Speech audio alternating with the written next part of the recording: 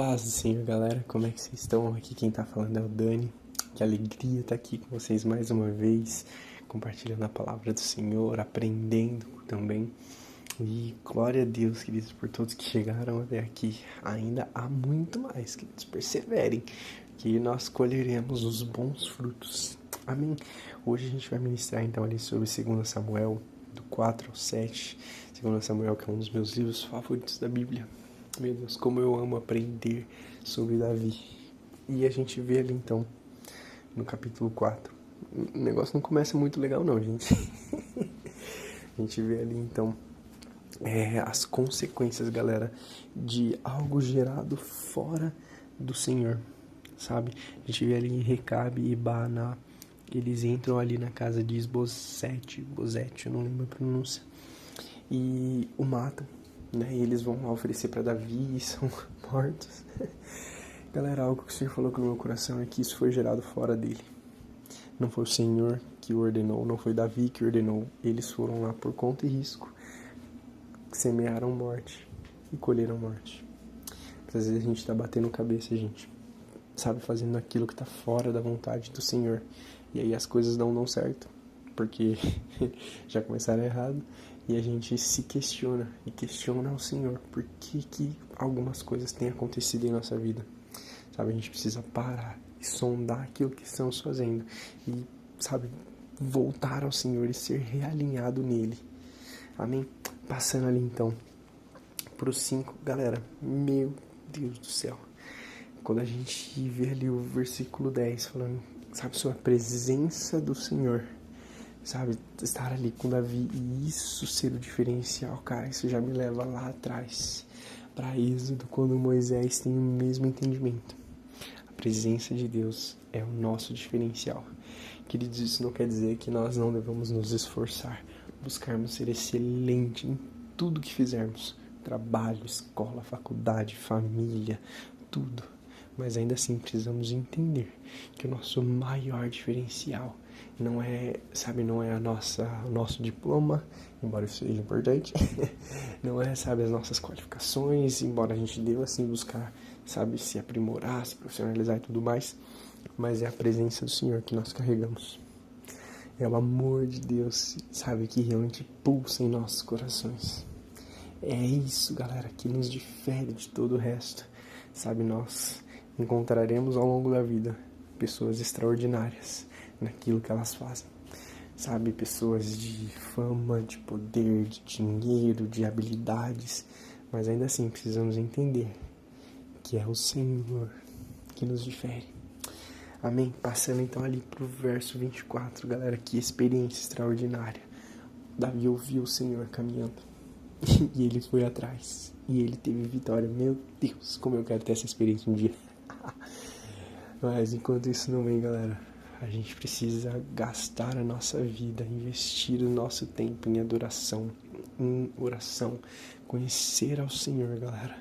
Sabe, quanto mais nós o conhecermos, que a vontade dele para nós e para tudo seja revelada, queridos.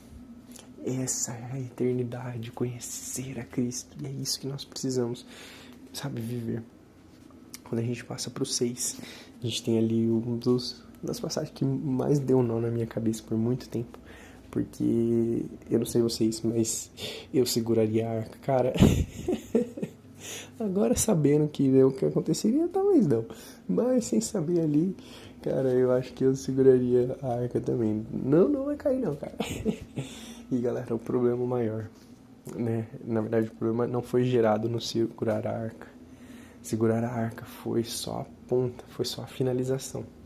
Começou antes, quando Davi ordenou que pessoas indevidas carregassem a arca de forma indevida. Existia uma maneira correta, existiam pessoas corretas para carregar, e a gente vê isso mais para frente sendo consertado. E então, quando Uzá, ele toca na arca, por melhor que fosse a intenção dele, a ira do Senhor se acendeu, sabe? E quantas vezes a gente acha que tá fazendo as coisas para Deus, a gente põe na nossa cabeça que é assim, é assado, e isso tá fora do que o Senhor separou, do que o Senhor preparou para nós. E infelizmente vai dar errado. Por isso que eu falo, a gente precisa estar sempre sintonizado, sabe, alinhado com a vontade de Deus. E, né, finalizando o 6, a gente vê ali uma das minhas passagens favoritas da Bíblia. Quem me viu ministrando já sabe, que é Davi dançando ali, cara, como se nada mais importasse, porque realmente não importava, somente ao Senhor, somente o Senhor, a presença de Deus, o júbilo de estar na presença de Deus. Queridos, isso fala muito comigo sobre identidade. A gente vê Mical, uma das esposas de Davi, apontando o dedo, falando, dando uma fumada nele. E para ele não fez diferença nenhuma. Ele falou, eu me humilharei ainda mais, se necessário. Cara, isso tem que queimar no nosso coração. Não importa o que digam, não importa o que apontem sobre nós.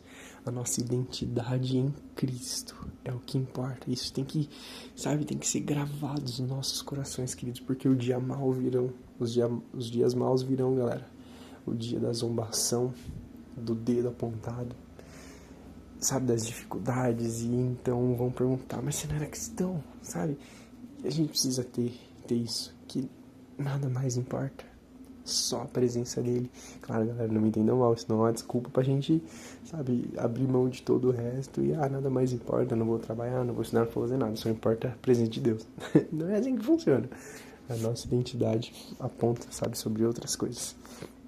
Pra gente finalizar, eu sei que tá um pouquinho longo, mas é que são 4 capítulos, gente, me perdoe.